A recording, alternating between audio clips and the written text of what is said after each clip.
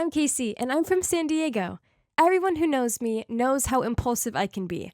I'm like the total opposite of my friend Patrick, who is such a nerd. He's the biggest coward ever. So I was starting to wonder why we were even friends. That was until he came back to San Diego one weekend with a gorgeous stranger. You see, after Patrick graduated from high school, he moved to LA for college. I stayed at home to help my family run our guest house. I have always loved the beach, the sun, and the wind. The roar of the waves and the smell of salty air all combined to be a part of me, so I would never want to leave my hometown. Until one day, winter break rolled around, Patrick showed up at my door carrying a whole bunch of luggage. I was so happy to see him, but also confused. "Do you want to stay here?" I asked him. He just laughed and said, "No, silly, not me. I've brought you some business." Then I noticed a group of people behind him. I ran out to help them with their luggage, and there was one guy who looked like he was really struggling. I asked him if he needed some help, and when he looked up, I couldn't believe it. He was the most handsome guy I'd ever laid my eyes on. They ended up staying at our guest house for a whole week, and it was seriously the best week ever. I could hardly take my eyes off of him. His name was Jacob, and I wanted him to stay with us forever. I watched him as he played volleyball with his friends, and when he chopped firewood to build a bonfire. And then his voice, oh my gosh, when he sang, it was like I was in heaven. One night, him and his friends all sat around the fire singing and playing guitar, and I watched from the porch, wishing that night would last forever. After they went back to LA, I couldn't stop thinking about him. Why hadn't I told him how I felt? Now I'd missed my chance. But then I realized I had to see him again. No matter what, I was going to go to LA and tell him. I asked Patrick if he could help me. I had to find a way to get into their college. I had to be closer to Jacob. My grades were pretty pathetic, but somehow Patrick managed to convince the scholarship department to give me a chance. The school had a few sports scholarships on offer, and after a month of waiting to hear, I found out I got it. It was hard to convince my parents to send their little girl away, but Patrick helped a lot, and somehow they have always trusted him over me since we were kids. But I didn't mind, because all I could think about was how I'd see Jacob again soon. When I arrived in LA, Patrick picked me up at the airport and told me that I would stay with him for a few days until I could move into my own dorm. As usual, he was being over-careful and kept saying I had to take every precaution I could ever think of, because LA was so dangerous and that he didn't want me to stay out late at night. Typical Patrick, he was even worse than my dad. And it was so ironic because I was the one that always protected him. When we were kids, I'd saved him from a whole group of bullies. So if anyone needed to be worried about danger, it was him, not me. I was the brave one around here. Patrick seemed so excited to see me, and I felt bad because all I could think about was Jacob. I was about to ask him about him when we arrived at Patrick's place. I followed him inside, and then I heard a couple voices. I turned to him and said, "Oh, I didn't realize you had roommates." Then he said, "I only have one. Jacob, remember him?" My heart started racing. Jacob was here, in this house? But then Patrick said, "Oh, and that other voice is his girlfriend's. She's been spending a lot of time here recently." Oh my God, my heart sank. Jacob had a girlfriend? I couldn't believe it. The next moment, Jacob and his girlfriend appeared, and I just froze. This couldn't be happening. I'd been too late. My life was over. What was the point in even being here? That night, we all had dinner together, and I could barely eat. It was so awkward, and I just wanted to go home. Jacob's girlfriend was called Sarah, and she was so clingy. She wouldn't leave Jacob alone even for a second, and I didn't understand why they were together. She wasn't even pretty. She had fake eyelashes, a fake tan, and even her hair looked fake. She was like a doll, and I just thought that Jacob could do so much better. I didn't really speak except to ask how long they'd been together, and Sarah replied and said, 2 months. The 2 best months of my whole life. Isn't that right, babe? Then she kissed him. Yuck. I wanted to puke. The whole time I noticed Jacob kept looking at me, and I knew that it was me he actually liked, not her. Something about the way he kept glancing over at me. My intuition was never wrong. Sure, she'd managed to wrap him around her little finger, but before long, he'd be mine. I hadn't worked this hard for nothing. I needed to come up with a plan quickly to make him dump Sarah and start dating me. The next day, I made up an excuse to Patrick, saying that my dorm wasn't ready yet, and would it be okay if I stayed with them for a bit longer? Patrick didn't mind at all. Yay! Now I'd have more time to be around Jacob so I could win him over. Luckily, Sarah had a job in the evenings, so she was out a lot. Whenever she wasn't there, Jacob acted so differently. One night, he asked if I wanted to watch a movie with him, and he even shared his popcorn with me. And then one day, I was struggling with my computer, and he stopped what he was doing to help me. Surely he wouldn't do that if he didn't like me, right? I was sitting right next to him. He was so close. I could have just leaned over and kissed him, and I thought about it. But then suddenly his phone started ringing, and it was Sarah. He ignored it, and I really got my hopes up. But then she called again, and he answered and apologized, saying he'd been helping me. I could hear how angry Sarah was, and after that day, he didn't speak to me as much. It made me so mad, and I realized I needed to find a way to get rid of Sarah ASAP.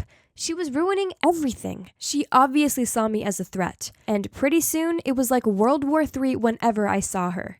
Jacob's birthday was coming up, and I wanted to make sure I got him the best gift ever. I asked Patrick for advice, but then on his birthday, I handed his gift over, and he said Sarah had just given him exactly the same thing. I couldn't believe it. Turns out Sarah had overheard Patrick telling me what Jacob would like and wanted to show me up. I'd also made him a cake, and when I went to bring it out to him, Sarah bumped into me and it went flying. She was such a psycho. After that day, I really couldn't stand being near her, but then the cherry on top happened. She borrowed Jacob's car, and then she crashed it into Patrick's car, which I had been using to get to class and back. When Jacob found out, he went crazy. But you won't believe it. She blamed me. She said I'd driven into her. That was it. I couldn't take it anymore. I told Jacob it was her fault, but he didn't say anything. He just ignored me. I tried to speak to Patrick about it all, but he said it was too much drama and he wasn't interested. And he couldn't help with Jacob either because he had started hanging out with some new friends, and they two were no longer close buddies anymore. I hated Sarah more than ever after that. But at this point, Jacob's new friends even made me more curious. I realized he was acting differently, like coming home really late at night, getting drunk, and burning money on parties and such. I heard that he would host a party at the house that weekend. So anyways, I decided this could be a good opportunity for me to impress Jacob and his new friends. So I wore a designer dress and even prepared almost everything. As Jacob's friends arrived, I welcomed them all, but they barely acknowledged me. They were all huddled around Sarah, and it looked like they were flirting with her. Patrick stayed in his room. That's how much he disliked Jacob's new friends. And pretty soon, Jacob was asleep on the couch after drinking too much. I decided I was going to leave the party and go to bed too, but then I overheard Jacob's friends whispering. They said that now was their chance to have some fun with Sarah. I was shocked. Were they going to hurt her? I started to panic and ran to find Sarah. I told her what I'd heard, but she just laughed and said I was pathetic. Fine then, why should I care about her? She was my enemy. So what did it matter? I went to the spare room and lay down, but I was worried. I was the only one who knew she was in danger. If something happened to her, I'd regret it forever. I needed to make a decision. Little did I know how bad things were about to get.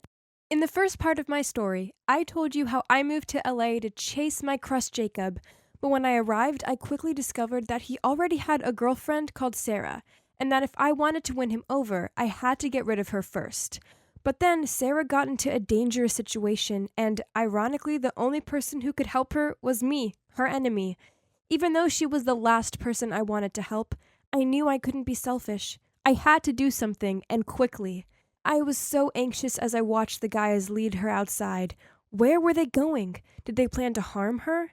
I ran to find Jacob in panic, but he was getting blackout drunk and I couldn't wake him up. At that point, I was freaking out, but suddenly I remembered that Patrick was just upstairs. I ran up to get him and told him what had happened, and he raced downstairs just in time to see those guys getting into a pickup truck with Sarah. Patrick ran towards them and then quickly ducked down so they wouldn't see him. He opened the back of the truck and then quickly closed it again and came back over to me. "What the heck are you doing?" I whispered to him. Suddenly the truck was driving off. Why hadn't he stopped them? Then he told me he dropped his phone in their trunk. I didn't understand. "Why would you do something stupid like that?" I asked him. He took my phone and logged into his iCloud, and then he showed me a red dot on the satellite map. It was his phone, and the red dot was moving. Oh my God, he was so smart.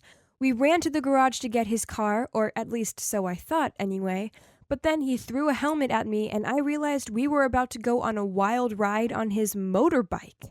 But there was no time to argue. This could literally be a matter of life and death. So I jumped on and off we went.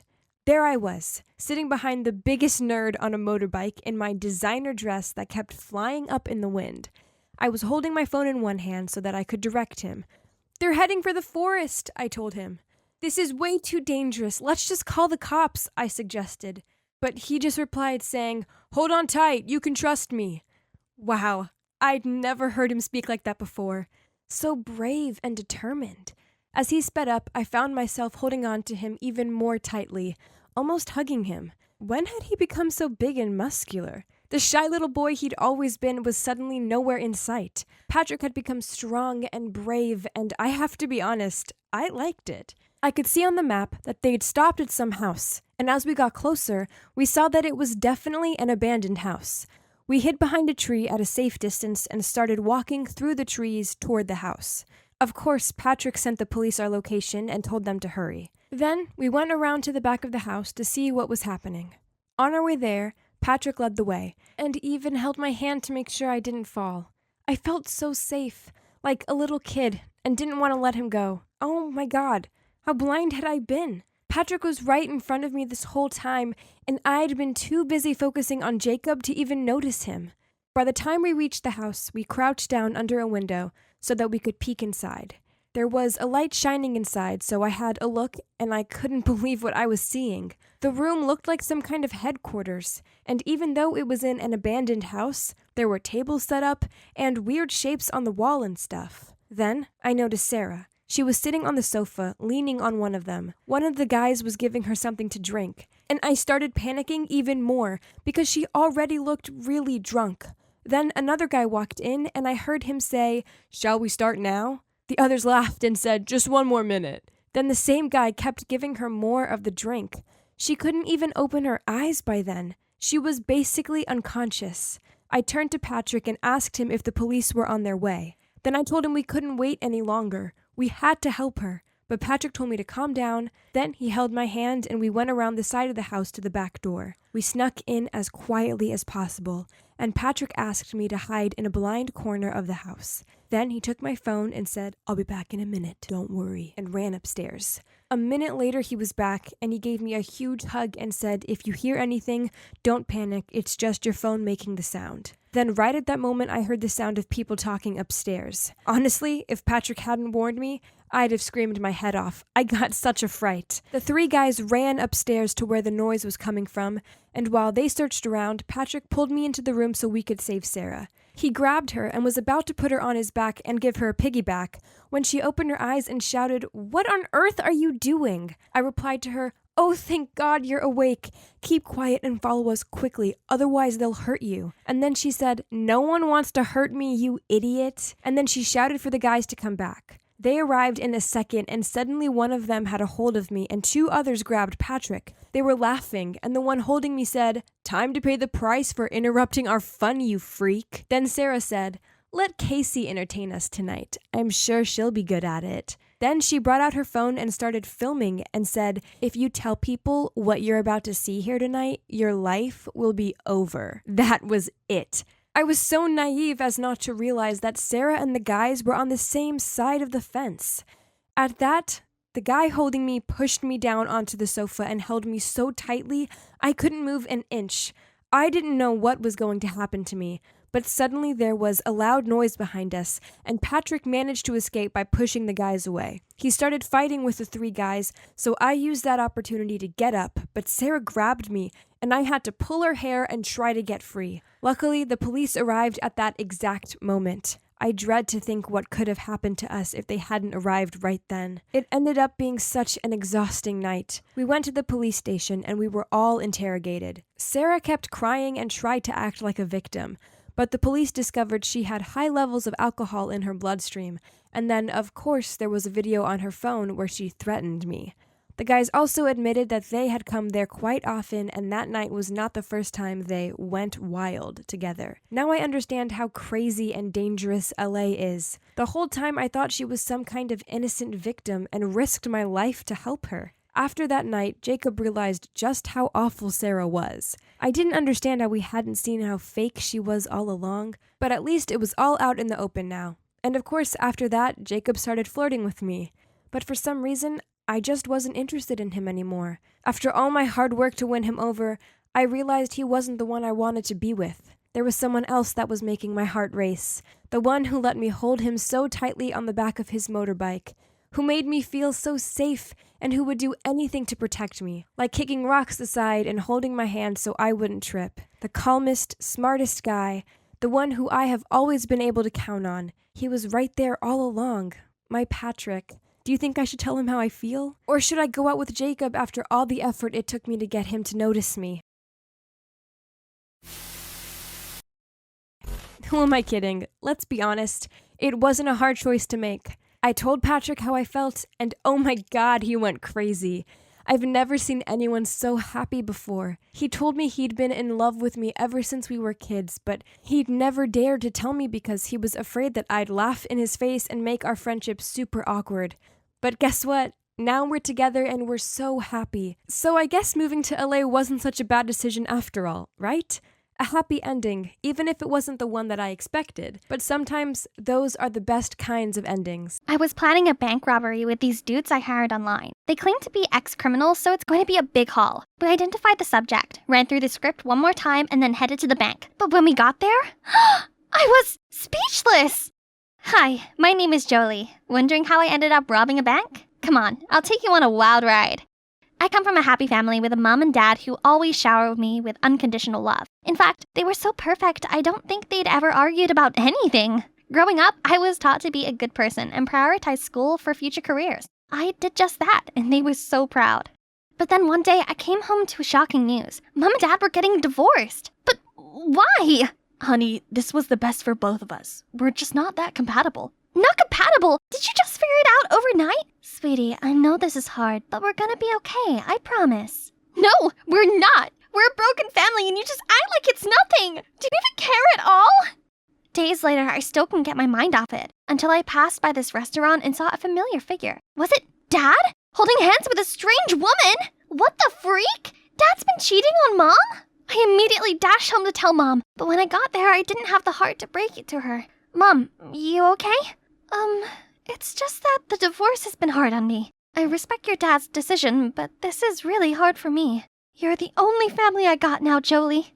No, she's wrong. I won't let her be this brooding ex-wife of Dad. I'm gonna get him back to her, once he sees how his beloved daughter is being affected by this divorce. So the next day, I went to the park and picked the flowers in public. Well, not exactly, but it's bad, right? Then I crossed the street when the sign said stop, but the policeman didn't even bat an eye. Hello? I'm breaking the law over here. Okay then, Mr. Whitman's restaurant we go. I didn't order anything, but just drew all over his wall, in chalk. Well, you don't want it to stay forever, right? But Mr. Whitman appeared and thanked me instead, as I gave him the best ideas to keep the kids entertained while eating in his restaurant. Ugh. Frustrated, I read the whole book at the bookstore without paying, littered in public, and even kicked some trash cans over, but nobody seemed to acknowledge my bad deeds. So I binge-watched some crime movies to activate my evilness. Aha! A robbery! That's why I hired those idiots. Gold Beach Bank and Trust, not Gold Beach the hat shop, you imbecile! Sorry, my mistake. We went ahead with the robbery anyway and managed to steal a bunch of hats, and I made sure to accidentally drop my wallet with my ID inside. The next day, I came home from school to see the store's owner raging at Dad, accusing him of bad parenting.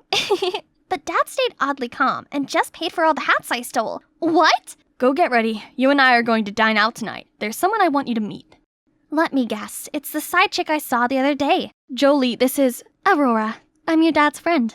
Aurora. We should tell her. Oh, drop it! I knew already. You two have been having an affair, haven't you? Jolie, watch your words. Why? Because it's the truth? Dad was about to say something, but Aurora stopped him. I can't believe you do this to Mom.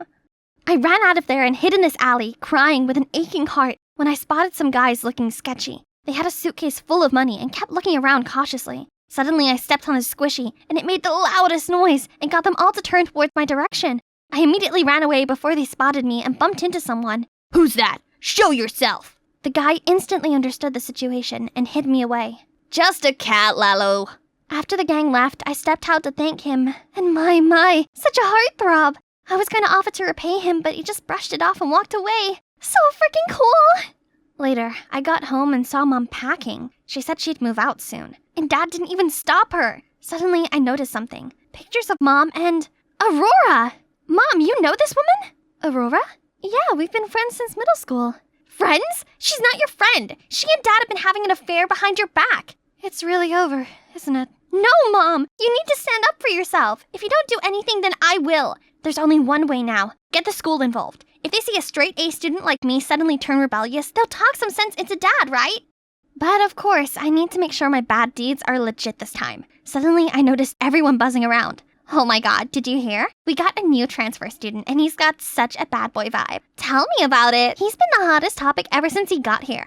Oh my god, he's coming this way. I turned around and my jaw dropped. It was the guy I met yesterday. Suddenly headed straight to me. There you are. You're looking for me? No, but I'm just tired of people surrounding me. Let's get out of here. So, transfer student, huh? What happened to your hair? Just thought I'd change it up a little. You know, more appropriate for school. Wait, aren't you like some kind of bad boy? Why are you following the rules? I got a bit of a reputation, but I'm ready to change my ways. No, good guys finish last, didn't you hear? That's why I'm trying to change too, to spice things up a bit. So, please, teach me to be a delinquent. If you wanted that bad, then sure. Yay! Thank you! You're gorgeous, man.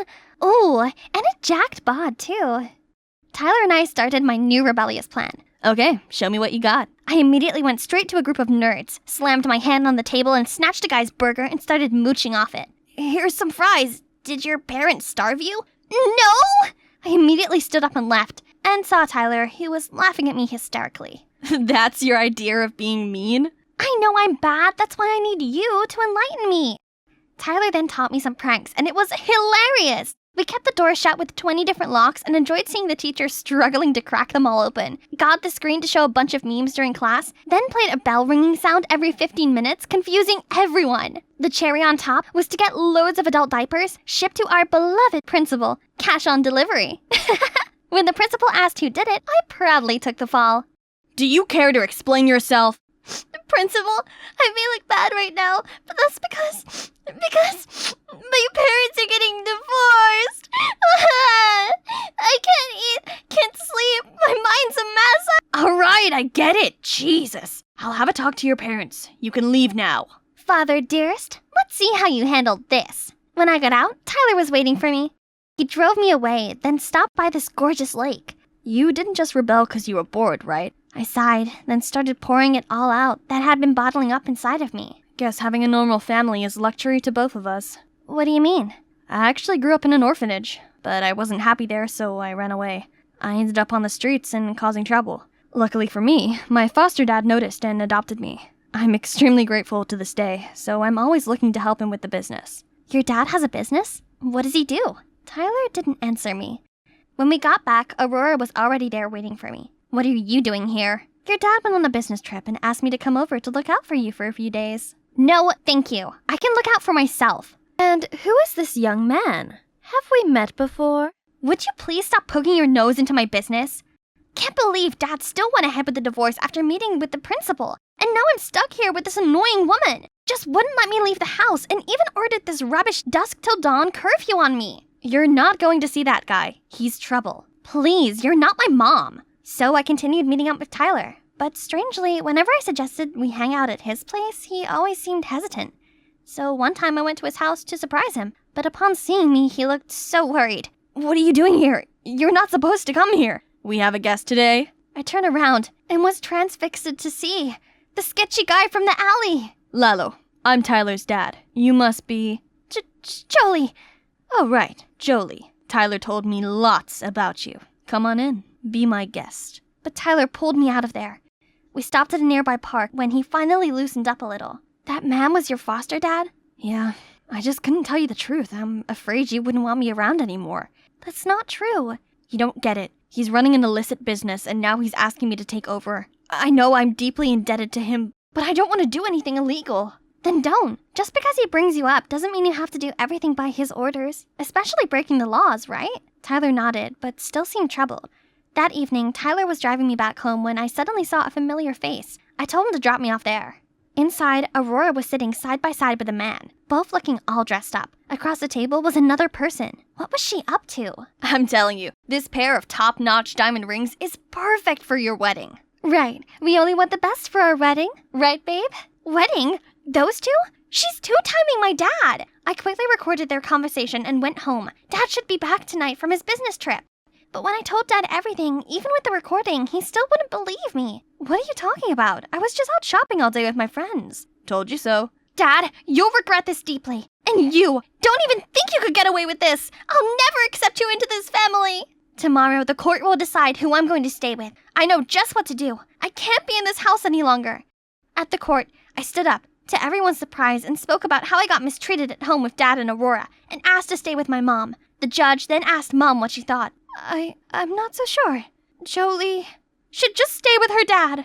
I was completely disappointed. Mom wouldn't even fight for me. When we got home, Dad immediately went bonkers on me while Aurora pulled off her nice act again. Right then, I got a text from Tyler asking to meet up, so I just stormed out of there. No, Jolie, wait up! When I arrived, Tyler looked surprised. Jolie, what are you doing here? Mijo, I used your phone to ask her to come here. Lalo then ordered his gang to tie me up. I was struggling to get away when someone rushed towards us. Lalo! Wait, Aurora? She knew this gangster? Release her now, or the police will get here any minute. Thanks for the intel, Miss DEA agent. We're about to leave. With your daughter, of course. Now, if you want to save her, fill in the place. DEA agent? As in, undercover cop? Fine, take me instead. Lalo's gang tied her up and pushed her into the van. That's right. Boys, take this brat too. We can't spare any witnesses on the scene. We had a deal, Lalo. Really? Didn't ring a bell. He ordered Tyler to drive away while the police siren was getting louder. Suddenly, Tyler took a turn. What are you doing? That is not the way! While they were distracted, Aurora slipped out the multi-tools in her pocket and started cutting the ropes around my hands. I did the same to her. Tyler then made a sudden stop. Lalo and the gang lost his balance and fell to the floor. The police immediately surrounded the van and captured these criminals. Jolie, you were right. You didn't get hurt anywhere, right? Yeah, thank you for saving me.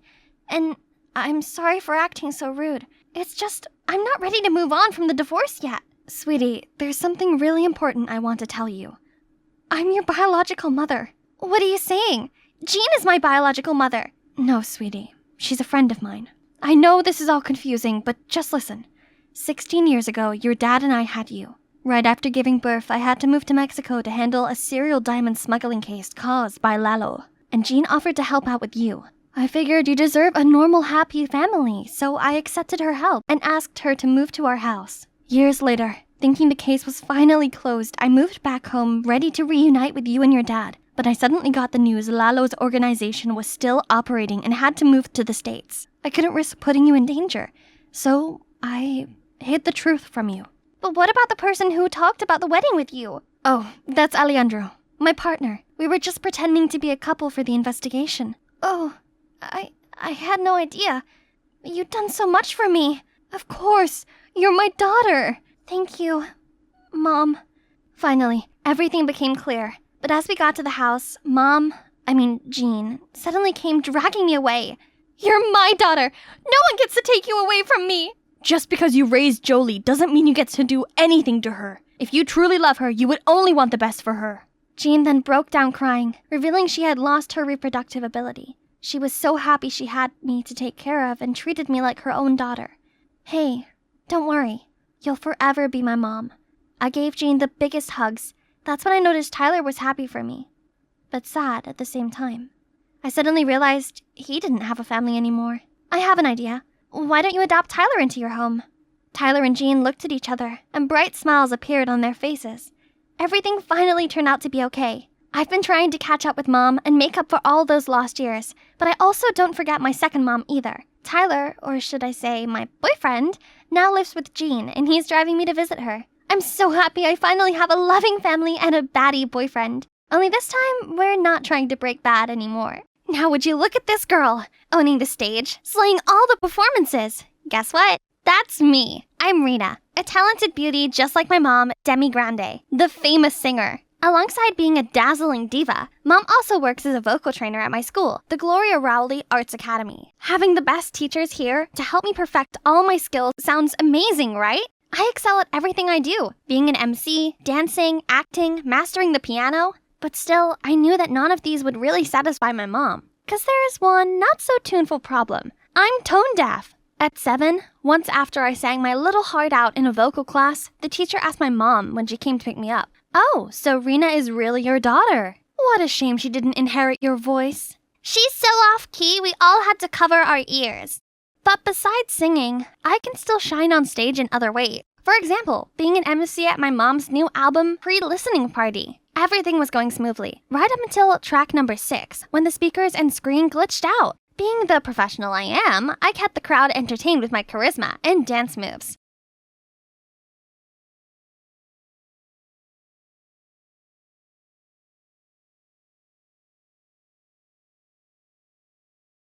Rena, sing us a song too, please! Suddenly, the rest of the audience were nodding in agreement. I hesitated, but then decided to go with it. Just a short one. Can't be that bad. 'Cause I'm in the stars tonight. So watch me bring the fire, set the night alight. The audience started laughing. Oh no, if only Harry Potter could lend me his invisibility cloak right now. Please help! Suddenly, hey everyone, sorry for the technical issues. It seems to have affected the sound system also, causing voices distortion. So, not letting you all wait any longer, how about we do an acoustic performance for this next song, in which Ariana and I had the honor to feature with Miss Demi Grande. I assure you won't be able to get this experience anywhere else. The crowd cheers so loud. They must have forgotten about my disastrous performance. Thank God. Everyone was surely enjoying this. I mean, who could blame them? Look at him, my savior. Not Harry Potter, but Brian Willis, the best singer from the vocal department of our academy. At the end of the show, I rushed over to get a photo with Mom, but it seems she was busy. I guess I'd see her at home. That evening, I was in my room looking at video clips from the party when a video of me singing popped up. I scrolled through the comments. So, Demi's beautiful voice was defo not inherited. She can dance and act, but she sure can't sing. Huh? It wouldn't make more sense if Ariana was Demi's daughter. Just then, Mom came in to thank me for the successful event and saw me disheartened by those words. It doesn't matter, Rena. Just enjoy your dancing or anything you like. Singing isn't for everyone. I couldn't get her words out of my head. I was a daughter of a diva, yet I sounded like a frog. No way. They can sing, then this diva's daughter can sing too. So I booked myself in for some online singing lessons, then signed up as the opening solo singer for the Academy's annual concert. As long as I practice hard, then I'd make it, right? Just like how I honed my other skills.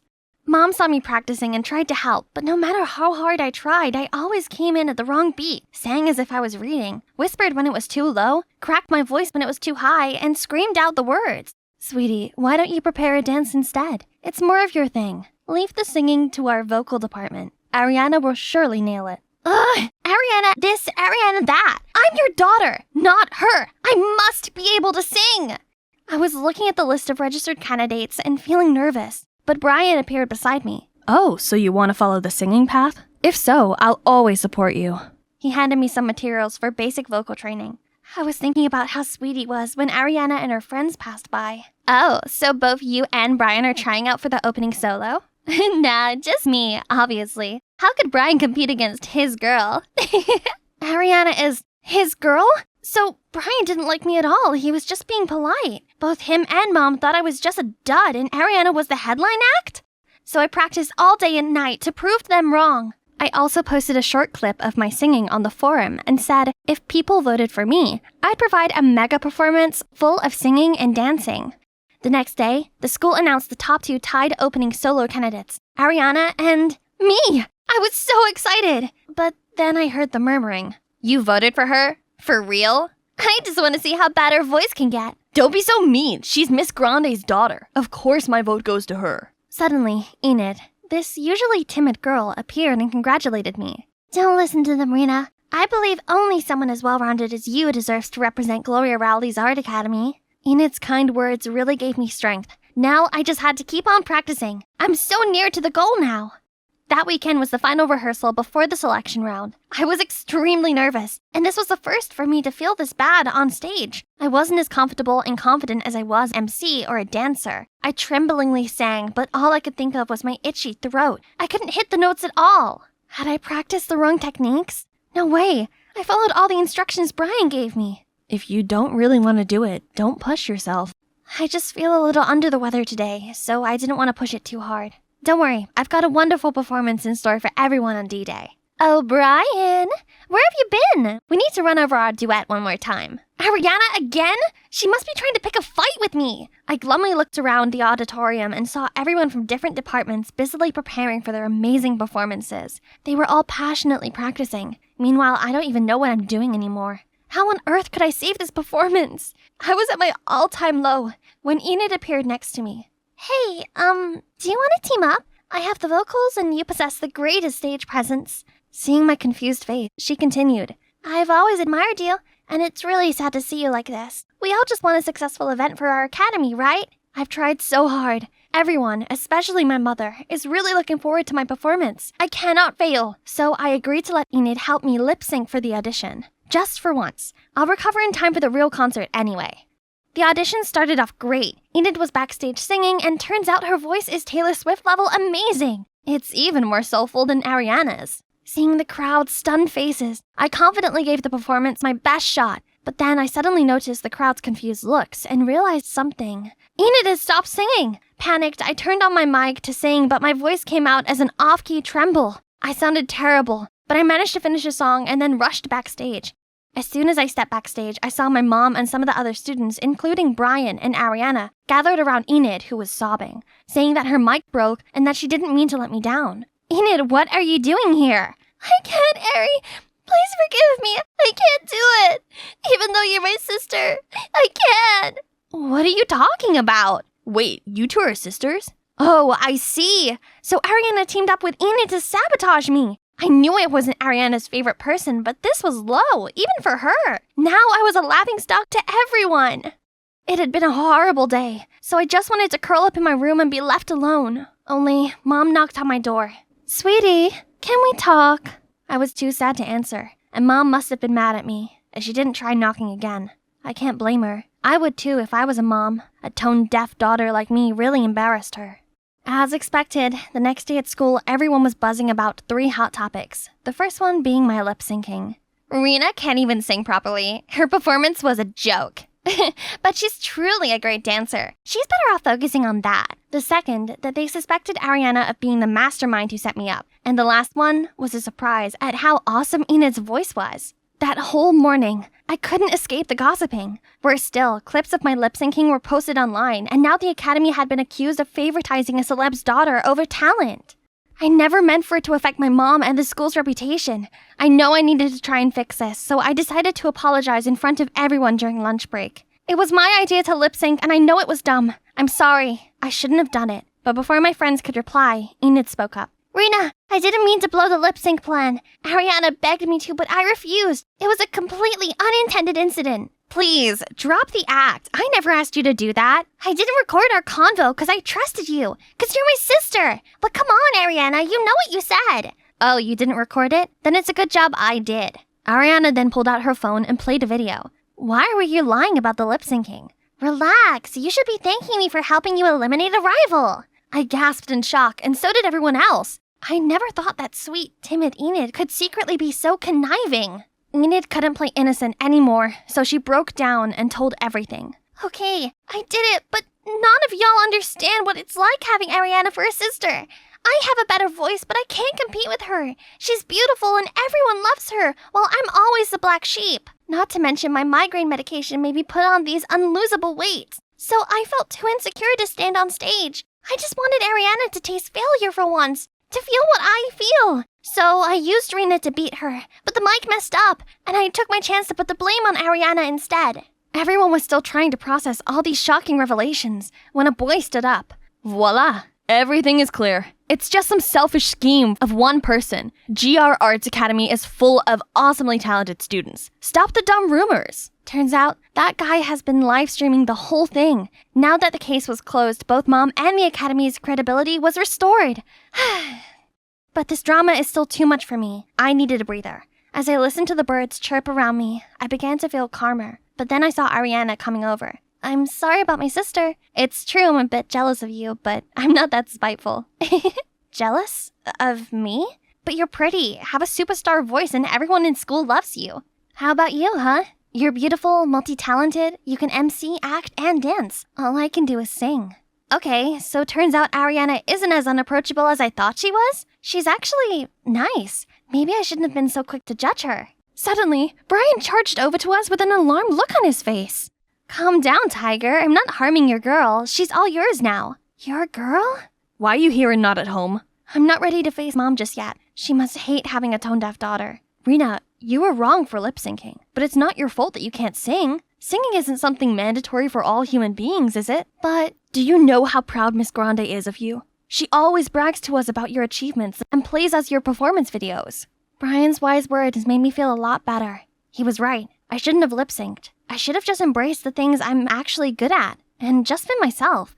After talking to Brian, I felt ready to go home and face Mom. Everyone expects me to sing as well as you. And I too honestly thought that if I kept practicing, I'd be able to. But the truth is, I'm just not a singer, and I never will be one. I know you're mad at me, but I can't be like Ariana. I'm so sorry. Sweetie, I never want you to be anything other than you. I'm so proud of you, and I'm sorry if my actions ever came across differently to you. I wasn't mad at you, at all. I really just wanted to give you a hug last night, but I didn't hear anything from you and thought you might need some time on your own. So, you're not upset that I'm not a singer? Of course not, silly. I just want you to be happy and pursue whatever you love. I'm glad Mom and I had cleared things up, but I couldn't stop thinking about Enid and why she did what she did. So that evening, I texted her. The lip sync was a bad call, but it made me realize that no one's good at everything. We all have our own strengths. Mine isn't singing, but yours is. Your voice is truly angelic, so don't let anything stop you from doing what you love. I'm glad we're okay now. You're right. Being a singer angel doesn't require a stick figure. Thank you, and I'm sorry. I'm relieved that's all sorted, and Enid learned her lesson and now realizes just how amazing she is. I was anxiously waiting backstage for my performance. Luckily, I had Brian by my side to support me, even if he was fussing a bit too much. I'm only the backup dancer. Go check on Ariana. She's the star of the show. I'm not the one on his mind. You're his one and only priority. Hey, he even gave up his chance to sign up for opening performance for you. Huh? You really did that for me? Your priority? Since when? Yes, since I saw you emceeing on the first day of school. Hi there, I'm Maxine Coleman. I'm the only daughter of two world-famous rocket scientists. Since I was little, I was brought along each time they made a television appearance, and my plus one was always my best friend, Gail. What's your secret to such success? Well, we've both loved science since we were kids and decided to devote our lives to it. And family is our biggest motivation. It's not rocket science. Whoa, your parents are so cool! On our way home, Dad asked me, So, what's your dream, sweetie? While I was scratching my head for an answer, Gail already said, I want to be a talk show host, just like that lady tonight. That's great. You can definitely do it. Don't worry, Maxine. You'll soon know yours. However, both Gail and I had problems learning. While Gail struggled to say a proper sentence, reading and writing gave me the hardest time. Naturally, we both hated school. My parents took me to the doctor, and I was diagnosed with dyslexia. He also said I'd have much difficulty in school and wouldn't achieve high academic results. I was quite upset to hear that, but my pop-pop, who was a high school teacher, wasn't pleased with that remark. Nonsense. Maxine's very bright. Dyslexic or not, she'll succeed with the right method. Since then, Pop-Pop began helping me and Gail study. Each time we finished a book, he'd give us little rewards. He also introduced us to sports, and even brought us to cool places like museums, galleries, and aquariums. From the moment I stepped foot in the aquarium, I knew this place is right up my alley because dolphins! Look, it's following me! I immediately told my parents the good news that evening. I found my passion. I'll become a marine biologist when I grow up. Years went by, and school wasn't scary to us anymore. Thanks to my pop-pop, I'm now at the top of my class and excel at biology. Dyslexia didn't have much effect on me. Meanwhile, Gail got rid of her stutter and became much more confident. We're like Superman and Batman, always side by side, working towards our own dream. Professor Coleman, please tell us more about your latest research on marine life. This is my life's work, which has been under development for the last decade.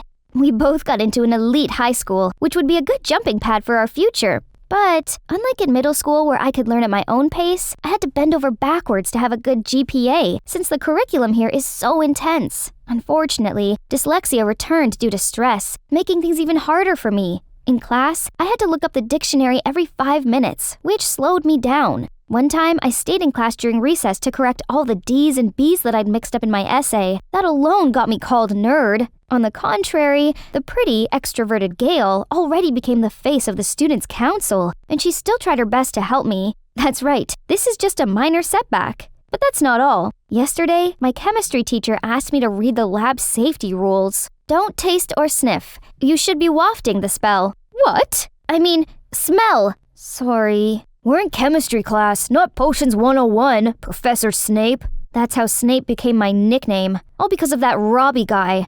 Everyone loved his shenanigans, and he got away with everything because he's a rising track star. But really, he's the villain in my story. Lately, Gail and I had less time to chat because she's so busy hanging out with Robbie. They met when Gail interviewed him for the school paper. Worse still, she often defended him, saying I'd like him once I got to know the guy. Ugh, no thanks. Besides, it seems that Gail's making achievements towards her dream. Meanwhile, I could barely handle studying and getting along with my classmates. Then came a time when every student who wished for a head start into a prestigious university needed to see the college counselor, Mrs. Morales. She said that my grades were pretty good, but I'd also need a good personal statement. It's supposed to capture the essence of who I am and show that I'm ready to commit myself to my future. Simple enough, right? But when it comes to actually writing, why is it so hard? Am I doubting my own plan? Can I really be a marine biologist? At dinner, I tried to bring this up to my parents, but it seemed they're already thinking I'm a marine bio student. Guess there's no turning back now. I called Gail to the aquarium to help me clear my thoughts. She was late, so I went to catch up with my dolphin friends. They actually calmed me down.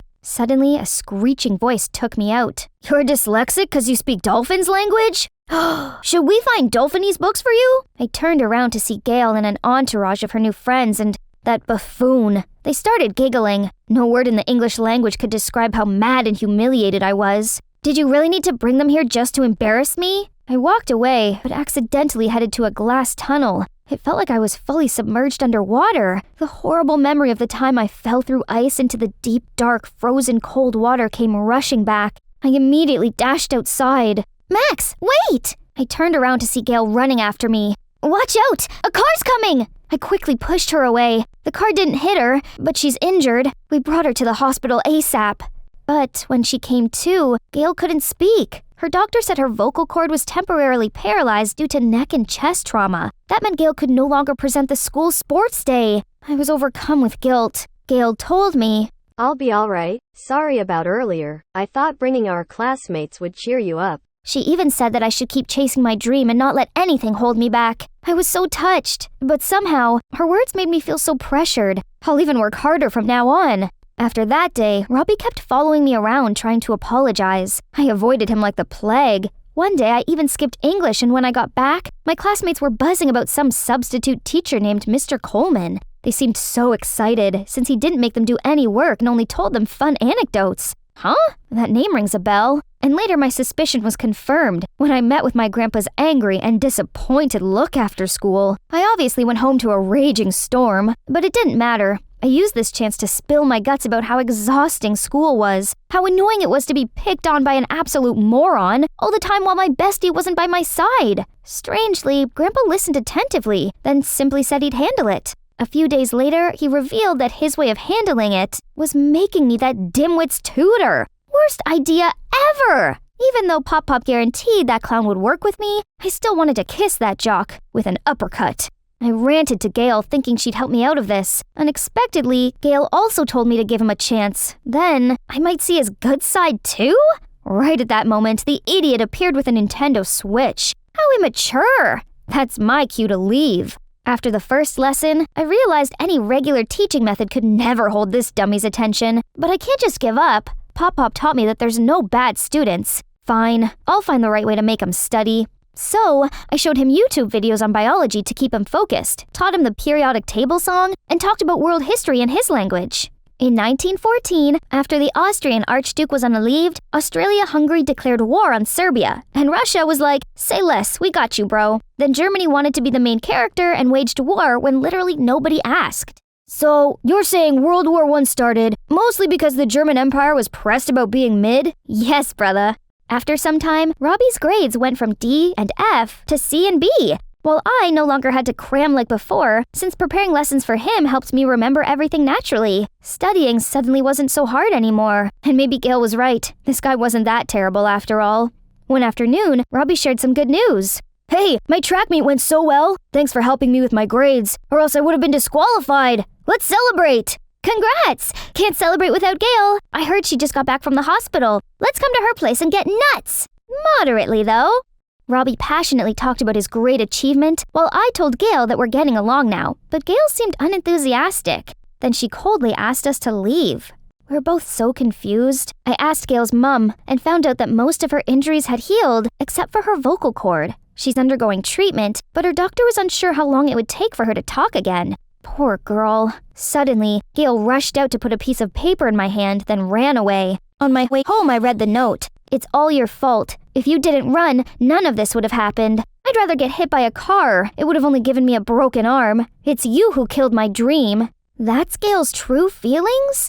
Her words cut deep. When Gail returned to class, she didn't talk to anyone, and of course avoided me and Robbie. One time during recess, Mrs. Morales came to me and complimented my personal statement. She even said that if I kept up my GPA, I should have it all in my bag. That means my essay didn't seem as pretentious as I thought, right? Robbie was so happy for me, but I saw Gail's glare out of the corner of my eye and immediately signaled for Robbie to keep it down. At lunchtime, he asked if I was upset because of Gail. Not really. She'll perk up when she gets better. So, why the long face? Did Mrs. Morales say you have a bright future ahead of you? I'm not sure anymore. I made myself out to look like someone fully committed to marine biology in my essay, but deep down, it felt like I was lying. I can't even get close to water after falling through the ice that one time. I suddenly felt my throat closing and my eyes watering. I instinctively stood up and left without saying another word. I wanted to talk to my mother about this as soon as I got home, but I arrived in the middle of her conversation with Gail's mom. She brought us the good news. Voice therapy worked, and Gail could talk now.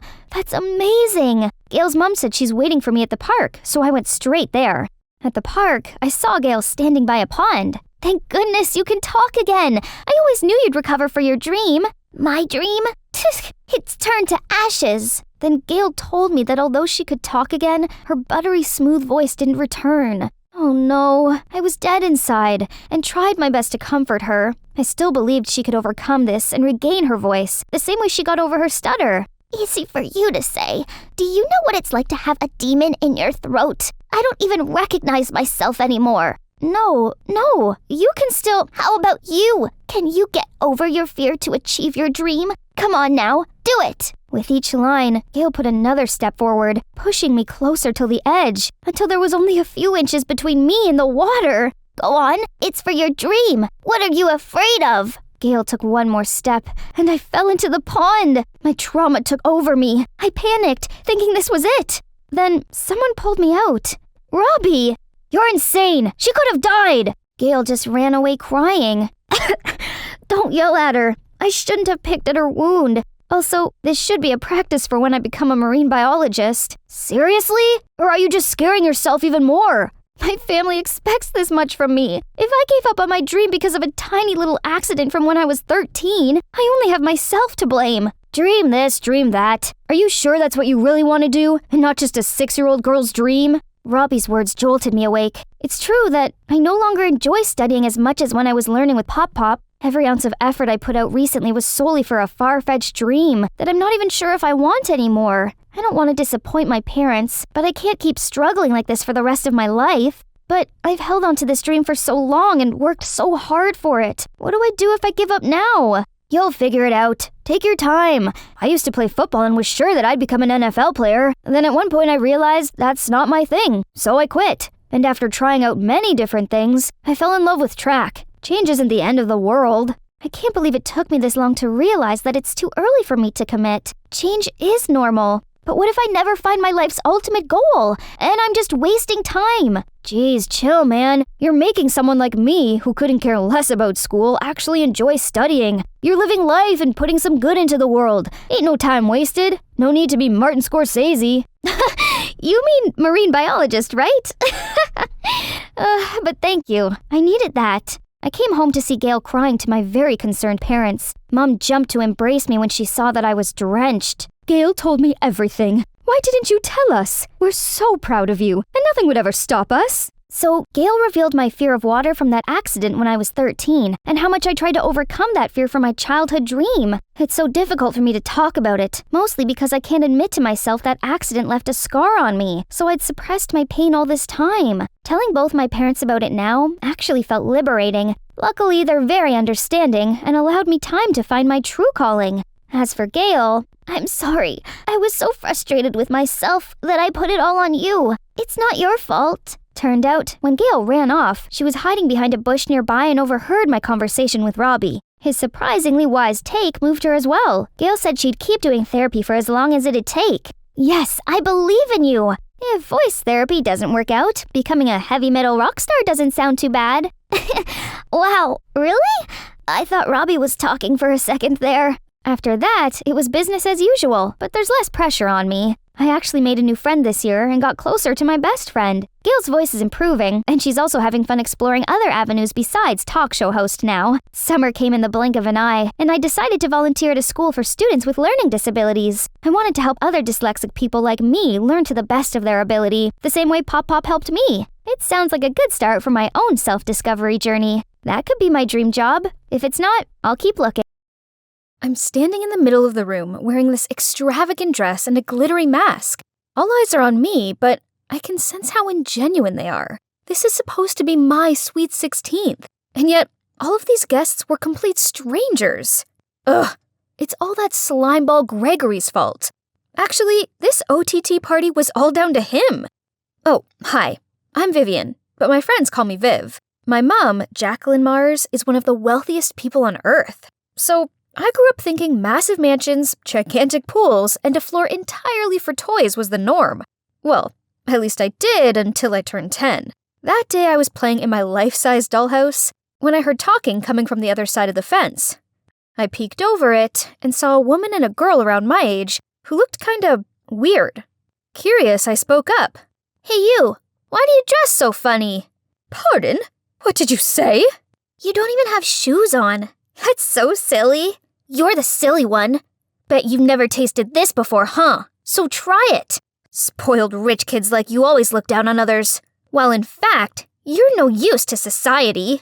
I just stood there dumbfounded as the security shooed them away. I never meant to offend her. I was just curious. So I rushed inside the house to find Mom and ask her about this. Oh, honey, not anyone can be as wealthy as we are. That means you don't have to worry about a thing, sweet pea. Now go play so Mommy can work, okay? Even to this day, Mom's words still linger in my ears. I've grown to resent my family's wealth. I just wanted to be a normal kid. That's why, by the time I got to middle school, I convinced Mom to let me transfer from my private school to a public one and wipe out everything about me online, so no one would know about my influential family. I get the bus to school, buy clothes from thrift shops, and prepare my own lunch instead of bringing the gourmet dish the chefs make for me. A perfect normal life. Until Gregory, Mom's so-called boyfriend, showed up. He sticks his big nose in everything. Thanks to him, Mom wouldn't stop nagging at me about my clothing, my trashy public school, or how I gotta stop hanging out with the mediocre kids. Ugh, he is driving me insane. And to top it off, he gave Mom the idea of throwing me a 16th birthday party. I hate attention. Mom knows this. But what Gregory wants, Gregory gets. This could be an opportunity to introduce her to society and gain new associates. It'd be good for her when she takes over business in the future, blah, blah, blah. Poof. Please. The only thing that man cares about is himself and his associates, not mine. In the end, I agreed to a masquerade ball, on one condition. Mom has to stop interfering with who I should or shouldn't hang out with, especially my friends at school. And that brings us to the present. Right when the host announces that it's time for my first dance? Huh? My what now? Ugh. Gregory! I was confusedly looking around to find a partner when suddenly a hand grabbed me. Birthday girl, come dance with me. Ugh, what a creep. Let go! Can somebody help me with this? Suddenly a boy around my age appeared. Oh my. He has the most beautiful gray eyes I've ever seen. Excuse me, sir. I believe the lady has agreed to have her first dance with me. Thank you, handsome stranger. As we danced, I couldn't help but stare dreamily into those gorgeous eyes of his. We were about to leave the dance floor when he whispered in my ear, "Wait here, I'll be right back." Who would have thought a superficial party like this would lead me to my perfect guy? Suddenly, I heard a snapping sound behind me, and as I turned around, my mask fell off. Oh no, a paparazzi cut my mask string. I tried to cover my face with my hands, but it was no use. Luckily, Mum rushed over and hid me behind her. "Sorry everyone, but the party's over. We had a great time and hope to see you all again soon." Then she led me back to my room, while the security showed everyone the way out. From that moment on, my ordinary life ended for good. My face was plastered all over the internet as the billionaire Jacqueline Mars's daughter. Now everyone at school is looking at me funny. I don't get it, guys. I'm still the same old Viv. Oh, there my besties are. They would surely have my back, right? But nope. As I approached them, they went ballistic on me, saying how I don't trust them enough to confess about my actual background, so from now on we're no longer friends. This is so unfair. I never asked for any of this. I wipe away my tears, trying to act like nothing happened. Huh? What's this? There's a note lying on top of my books that says, "Hey, it's me, the guy from your birthday party. I'm so sorry for what happened to you. If you need anyone to talk to, text me anytime." Oh, so he's from our school? Wow. Just when I thought no one's there for me, he showed up again. But there's no name, though. Is he still playing this mysterious game? Okay, I'll just call him my masked knight then. From that day on, we texted nonstop. He just gets me. My family situation, my friends, everything. One time, he even secretly slid a Blackpink concert ticket in my bag, since I once told him that I was their diehard fan.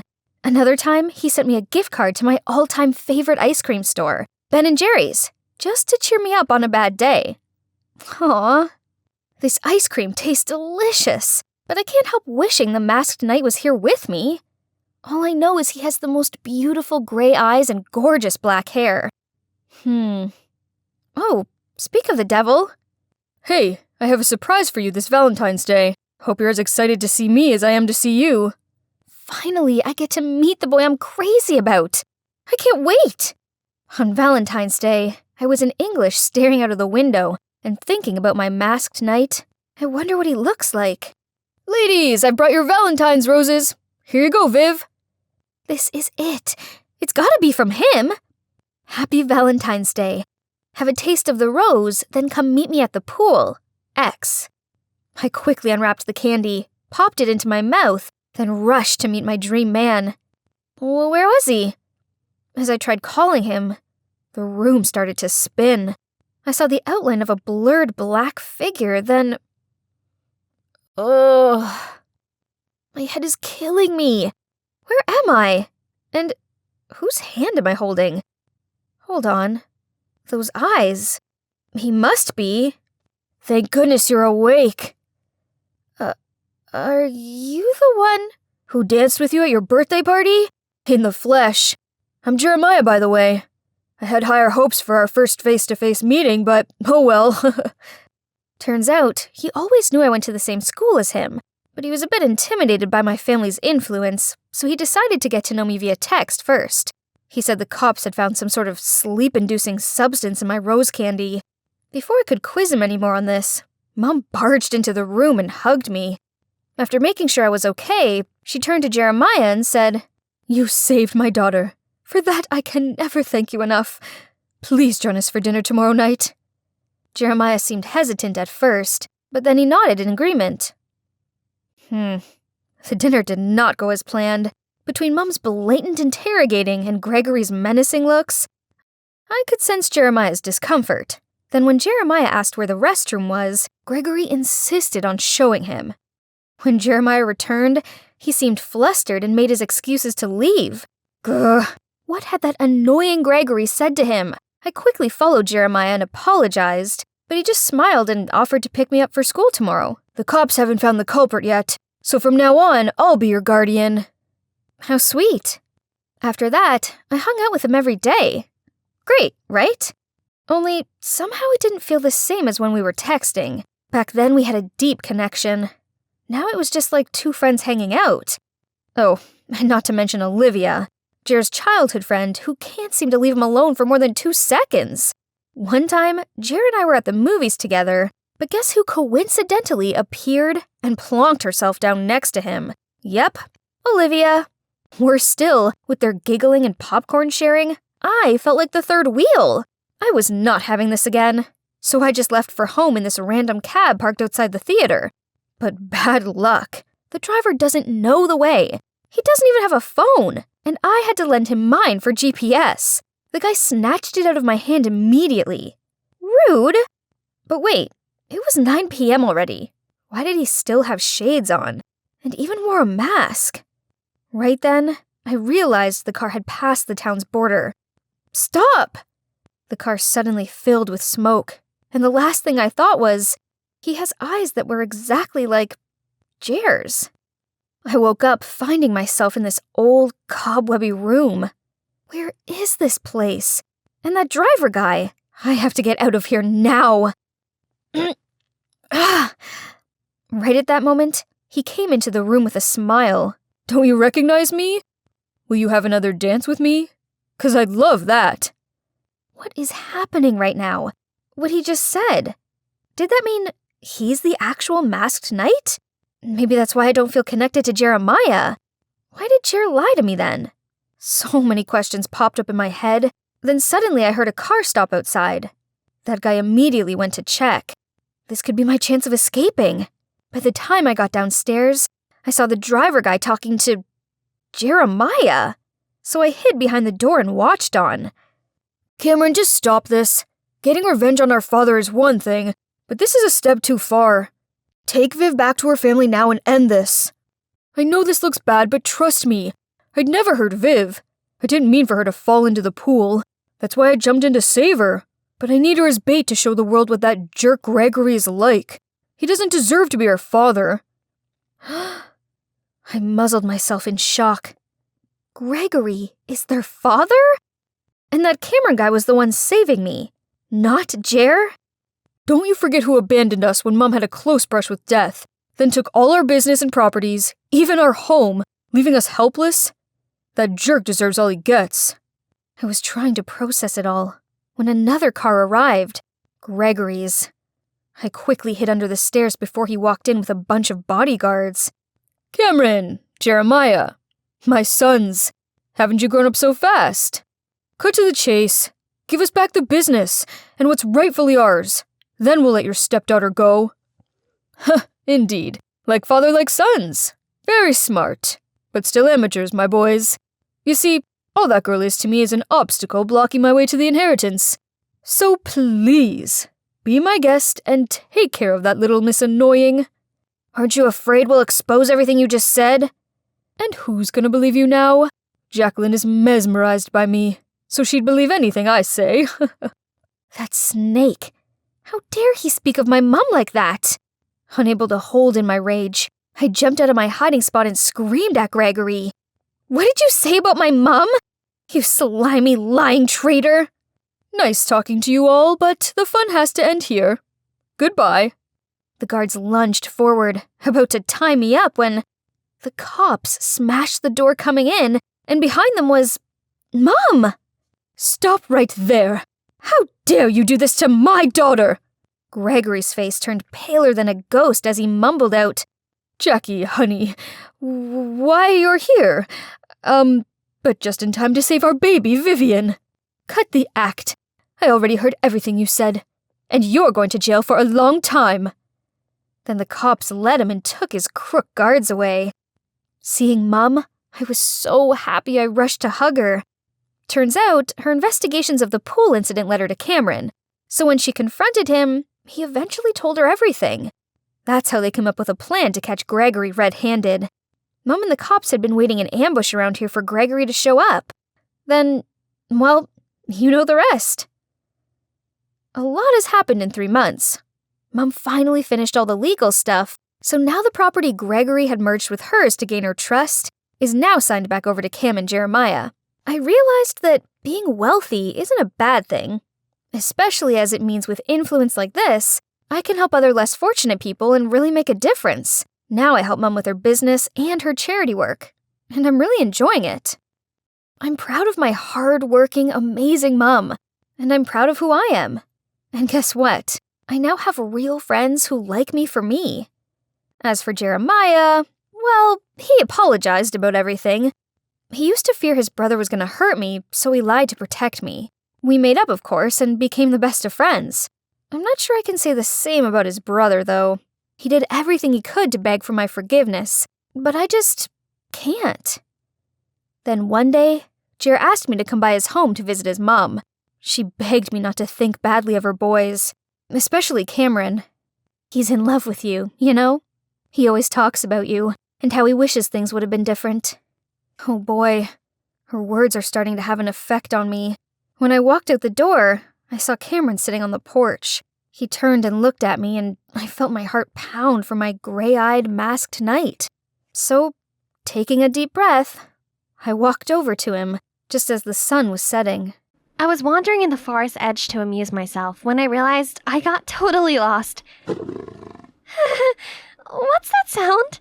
All of a sudden, a blur of golden and black spots leaped towards me. I'm doomed! Guys, I'm here in Africa on vacation to support my parents with their new reality show. Oh, duty calls. See you later, Moaz. Hi, I'm Vivian, an influencer from Aachen, Germany. My mom and dad are actors, which does have some perks. They gave me everything I wanted. Branded clothes, supercars, fancy phones. Except for one thing. Their time.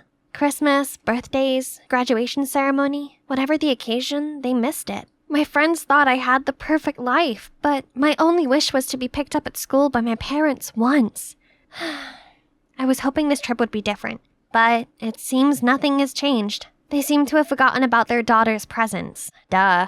That's why I always had to rely on strangers' attention like this. Being here alone was so boring, so I decided to amuse myself by live streaming in the forest edge. Hey viewers! Oh crumbs, I only have one signal bar. Hang on. Looks like I wandered further than I meant to. No worries. What's that sound? All of a sudden, a blur of golden and black spots leaped towards me. I'm doomed! I still haven't eaten caviar pizza, and I still don't own a Gucci bag in every color! I haven't even become prom queen! I can't die! Wait, were my eyes deceiving me? Or was the leopard really knocked out by some jungle guy swinging on a vine? Oh boy, he sure does resemble Tarzan. Beautiful! Thank you? I turned to reach for my phone and realized it had fallen on the ground, and I was still live streaming. Viewers were bombarding me with sad and wow face emojis and flooding my comments with concerned messages. Then my parents and the crew showed up. Turns out this guy had been lost in the jungle since he was a little boy, and he was raised by monkeys. His parents had passed away by now. I know, but I got lost too. Then Mom and Dad announced that they'd bring this jungle boy home under the guise of being charitable. Pfft, wasn't it for publicity? They named him Taz and gave him a makeover. Well, at least they tried to. All the suits he tried on tore, as he was way too muscly. It took an entire box of candy bars to make him agree to shave, and he still refused to cut his hair. He could only speak a limited number of words and sentences he remembered from being a kid, so Mom and Dad had to hire a tutor to teach him to read and write, which was me. He hated living in the house, and after several occasions where he climbed out of the window and slept in the garden, my parents built him an amazing jungle zone room. But then he kept me awake all night with his incessant ape-howling noises. My parents even brought him to their shows, and all they talked about every day was Taz this, Taz that, which made me feel like an outsider. This was really hard for me, but I tried to be patient. Then one day, my parents told me the worst news ever. Taz is going to come to school with you as your bodyguard. We don't have time to do it. At least this time we'll know you'll be safe. What? But I don't need a bodyguard, especially not one that can't even speak properly. Taz knows basic conversation now. I don't see the problem. So the next day, Taz started to stick to me. I set some ground rules. He had to stay 10 feet away from me at all times, and he wasn't allowed to mutter a single word to me. Thankfully, Mia, my bestie, was there to provide some normality to the freak show that was currently my life. Coffee for the hottie. Don't drink. Me test first. Taz say safe for V to drink. Yummy! Then I quickly explained everything to her. He's kinda hot. In a wild way. Don't you dare say that again! But later, despite my rules, Taz stuck to me like glue. Parents told Taz must guard V. Worst of all, the other students treated him like a celebrity. They took his photo, asked him dumb questions which caused traffic congestion in the hall. He immediately ran up the wall like a ninja to escape the crowd, making them even more excited and chase after him. That night, I checked my Instagram and was excited to see that I was only 2K followers away from 500K. Yahoo! Then an account caught my eye. That dude even has a fan page? For real? He stole my parents, my school popularity, and now he's trying to steal my followers too? What's with these crazy people? Why are they all so obsessed with him? At least there still exists a normal person. And handsome as well. Yeah, my Henry. I've secretly liked him for years, but even this sassy Instagram queen has a weakness. Just looking at him made my legs shake, so I admired him in secret. The next day, I was sneakily putting letters and gifts on Henry's desk when Taz interrupted. Why we do that? It's for love. When you really like someone, you show them with romantic gestures. Okay, it's like giving your last morsel of food to someone even though you're extremely hungry. Got it? Seeing as Taz was huge, it was no surprise he was soon asked to join the basketball team. Guess who else was on it? Yep, Henry.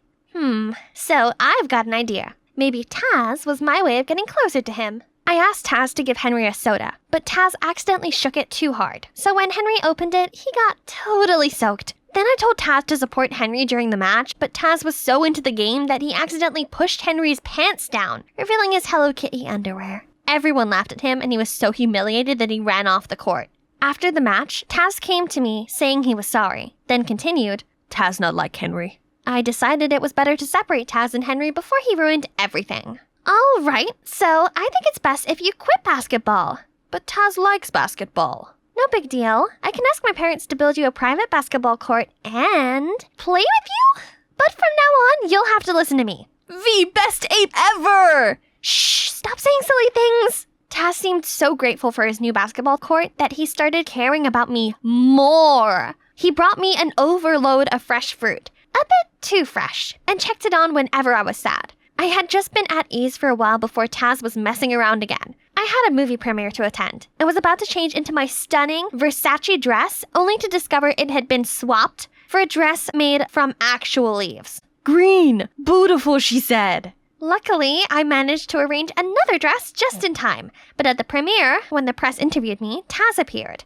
The best ape ever! I was so embarrassed. I turned bright red and forgot my words. Thanks to Taz, I became a netizen laughingstock. I swear that I would pay this back, and my chance finally came. The audience loved Taz, but big crowds freaked him out, and he always tried to find a way to hide. During one press conference, I saw him run off frightened, so I followed him.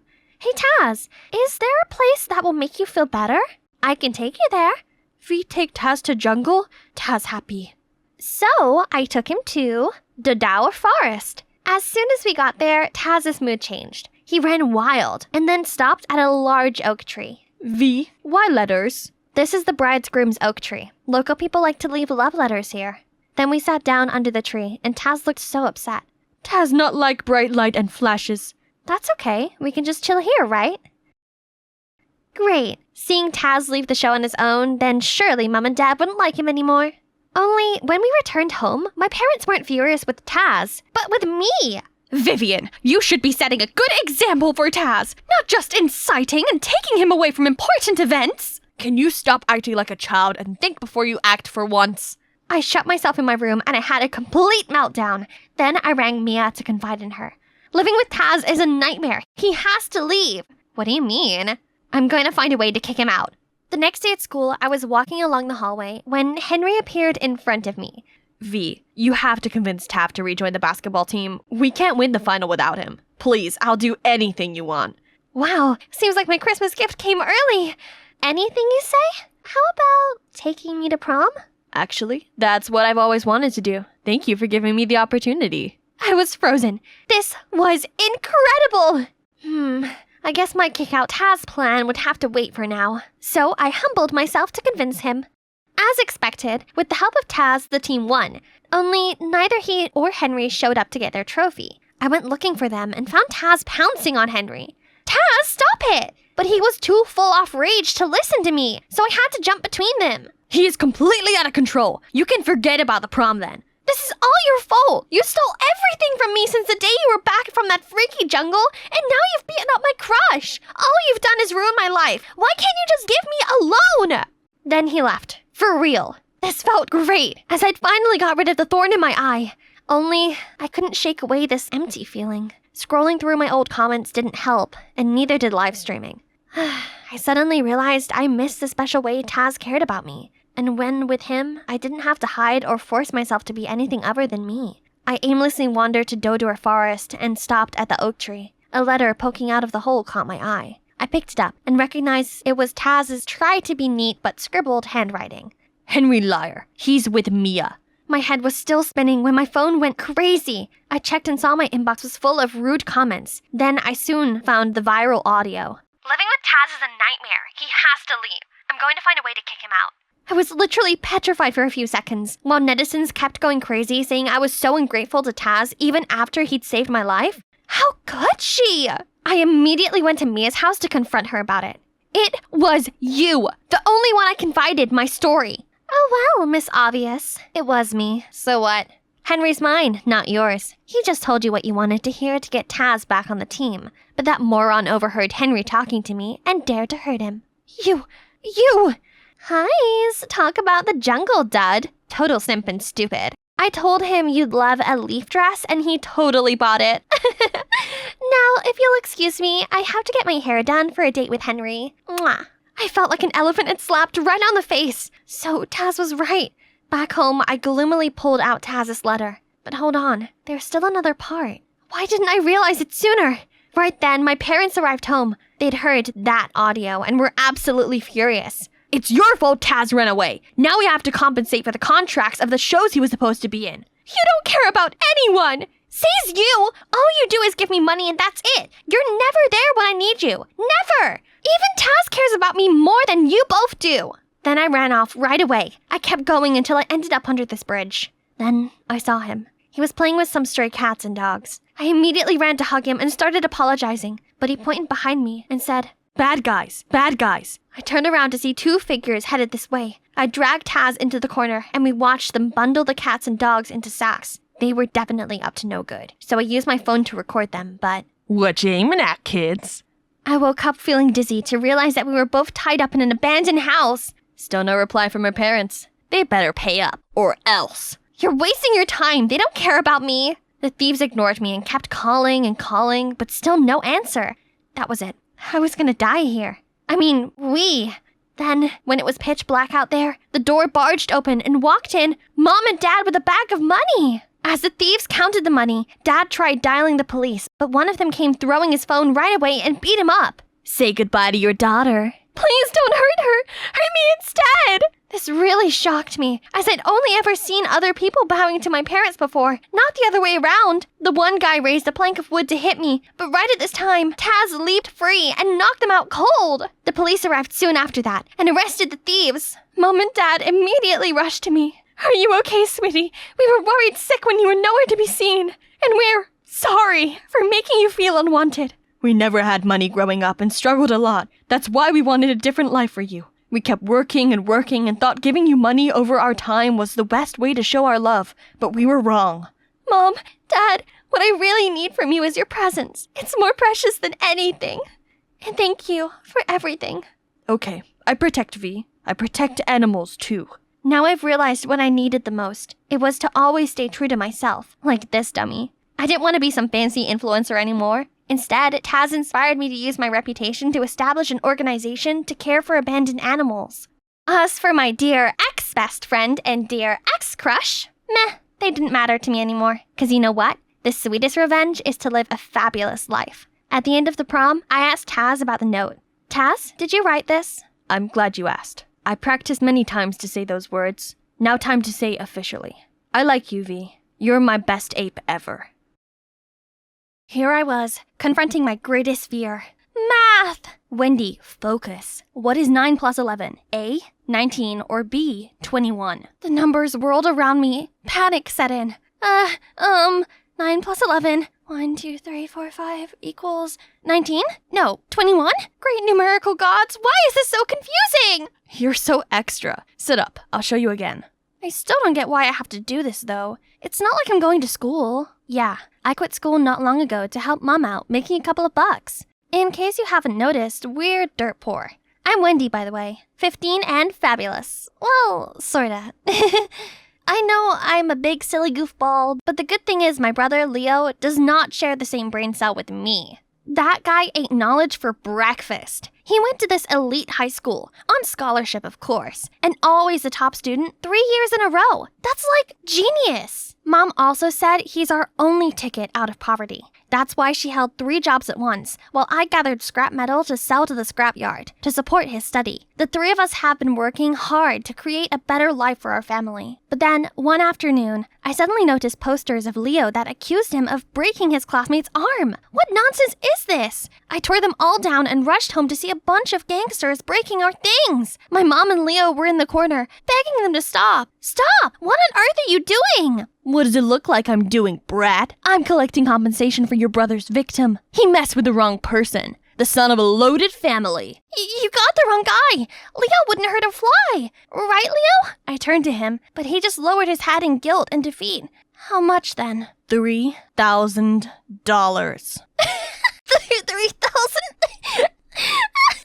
You kidding, right? Do I look like I'm kidding? Let her go! Just stop it! All of you! Then Mom rushed to the kitchen and brought back all of our saving jars. They're about $1,000. Just take them and leave us alone. I'll pay the rest later. The thug let me go and grabbed the jars. We'll be back next month for the rest. Mom fell to her knees. She looked so hopeless amongst the mishmash. Mom, Wendy, I'm so sorry. Please let me help. The school already suspended me for a whole month. I'll get a job. I'll pay for the debt. No, my boy. Use this free time to study. Once you come back to school, I want you to be the perfect student, so no one can ever look down on us again, okay? But what about the debt? Just leave it to me. I'll work some extra shifts here and there, and everything will be sorted. Now, go study.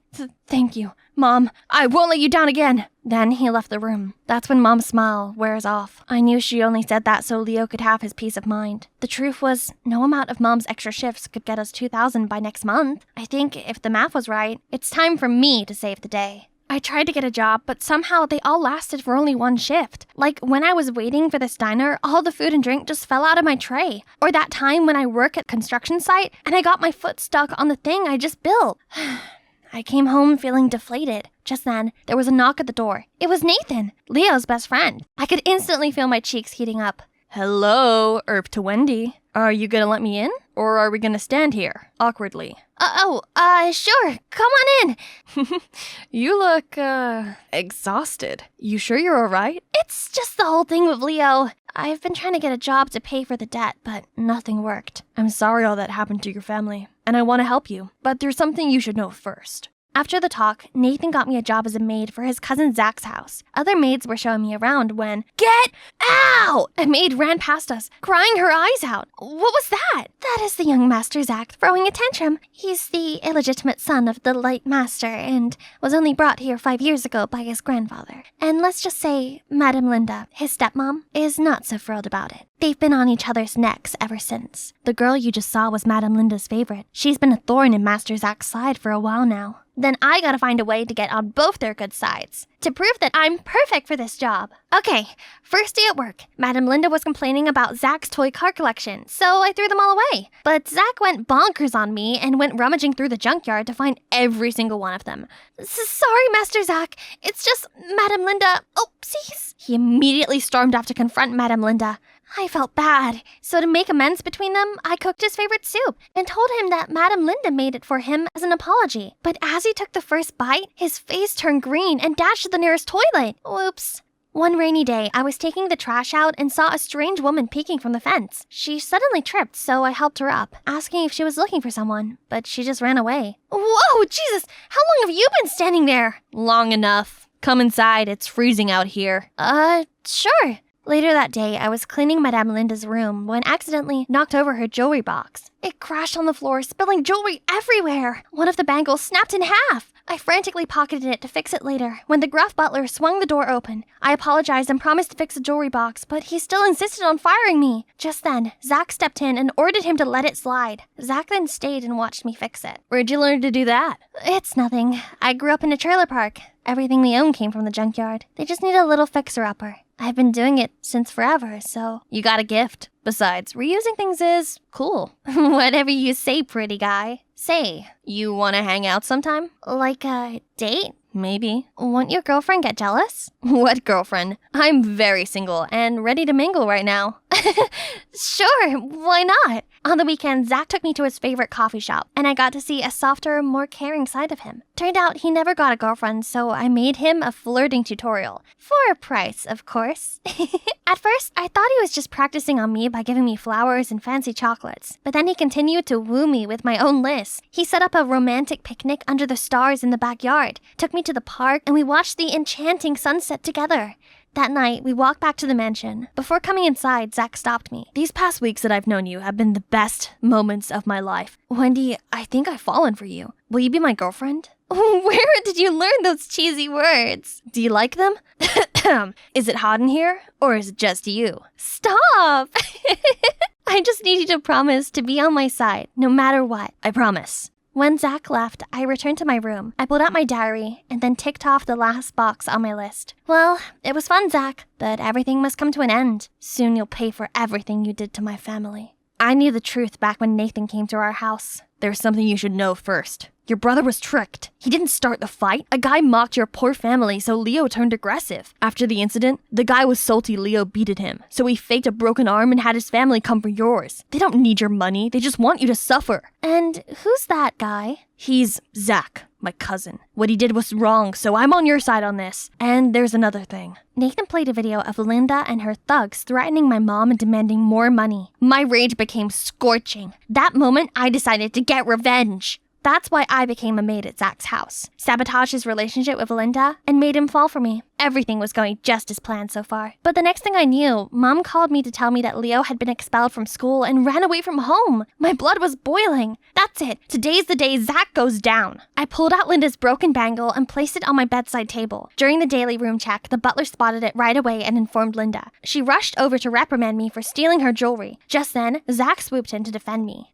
Zach, you have to trust me. I didn't steal it. I just wanted to fix it before turning it to Madame Linda. Don't worry, I believe you. You heard her. I know you despise me, but don't you dare drag my loved one into this. Oh, finally put it out in the open, huh? You and your low-life girlfriend. Birds of a feather. You're right, we're alike, and that means we're nothing like you evil witch. Ha! Let's see how you like it. Alone on the streets. Guards, throw them out now! The next second, Zach and I were dumped on the sidewalk along with our belongings. Watching him grappling his stuff, I couldn't help but chuckle. How does it feel to be discarded like an unwanted object? Enlightening, isn't it? What are you saying? You remember Leo, the person who broke your arm? Who you used to extort money from my family? I'm his sister. I think you got it wrong. Leo didn't break my arm. He only shoved me to the ground and said something like, don't talk nonsense about his family. I didn't care, but Linda kept telling me to skip school the next day. She must have used me to make a fuss. You mocked my family for being dirt poor. That's why Leo was so mad at you. That's not true. I used to be poor too.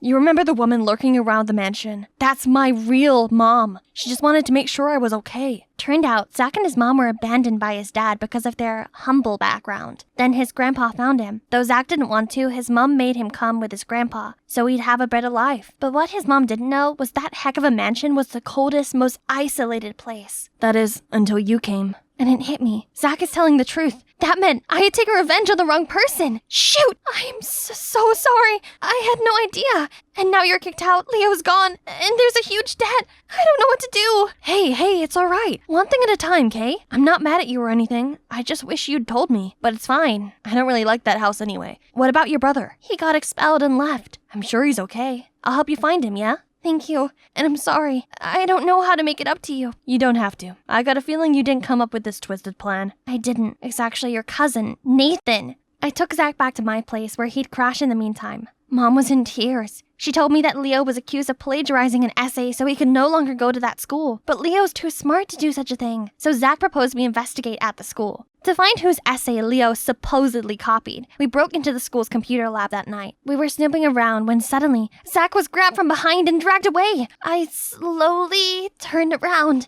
and was shocked to the core. I sprinted to Nathan's house, banging on the door. Nathan! Zach was kidnapped! He's the heir to Adam's estate. They took him away for the ransom. The heir? What do you mean? Your grandfather's lawyer came to see Zach and I overheard him. Your grandfather's sick, so he authorized a lawyer to hand the will to his sole heir, Zach. The will? Do you know where it is? If we swap it for a fake one with someone else's name on it, they'll release Zach and target that person instead. Great idea. I think Zach left it in his bedroom. Maybe it's still there. Nathan and I hurried over to Zach's house. Nathan snuck into his bedroom while I was on the lookout at the door. Nathan switched the will for a fake one and took out a lighter and set it on fire. Just then, I turned on the light, scaring him to death. What on earth, Wendy? Kill the lights or we'll be caught. You mean you'll be caught? Then I opened the door, revealing everyone in his family and my brother Leo. What's going on? Enjoying the taste of your own medicine, cousin? Yeah, you just got busted. Remember when we were at the lab? I was shocked to the core to see my brother muffling Zach. Shh, be quiet or we'll get caught. Leo, I thought you left. Mom was worried sick. I know, I'm sorry, but I need to sort this out. Things have been sketchy ever since that incident with this guy. And now with this, I gotta prove my innocence. So I came here and found this. Look. Turns out Leo's essay was identical to yours, Nathan. You took advantage of me to get revenge on Zach when he wasn't to blame. You told Leo Zach was bad-mouthing our family to stir things up between them. You made our lives miserable. I trusted you. I can't believe you'd go this far. You're always obsessed with Grandpa's inheritance. Everything's a competition for you to prove that you deserve to be a successor. All that work, but still nothing. Do you know how many sleepless nights I had to study? Or to hatch a plan, worrying Mom and Dad would blame me for not trying, for not being better? And you just showed up and everyone sees you as this golden child. And all my efforts have gone to waste. Why, Grandpa? Why not me? You were left out of the will due to your greed and scheming behavior. Now I know it's your parents' fault, and there will be severe consequences for them. And you, Nathan, you will join the army after graduation to serve the country, get disciplined, and come back a better man. Guards, take them away. As Nathan made his exit, he paused at the sight of Leo and I. I'm truly sorry for everything. Then he walked out the door. In the end, Grandpa chose to give Zach his share of the fortune. Zach, however, refused. He never wanted the money. All he wanted was to live comfortably with his mom. So that night, he packed up his things and was ready to go back home, his true home. Seeing Zach, I realized bearing hatred towards someone cannot solve your problem. It just puts you through so much pain, and even hurt other innocent people along the way. It's best just to focus on yourself. You do you, and things will work out on their own. Like now that all mysteries are debunked, our family is free of debt, and Leo can go back to school, full scholarship. Also, to compensate for what we've been through, Zach's grandpa decided to start a charity fund, and my family was the first to benefit from it. They even helped my mom secure a steady job. As for me, I found a knack for making things and found my place as an apprentice at a pottery studio. My coworkers have become my extended family. They always make fun of me whenever he picks me up. Hop on. We're going to a very special place today. Where to? It's a surprise. Hold tight.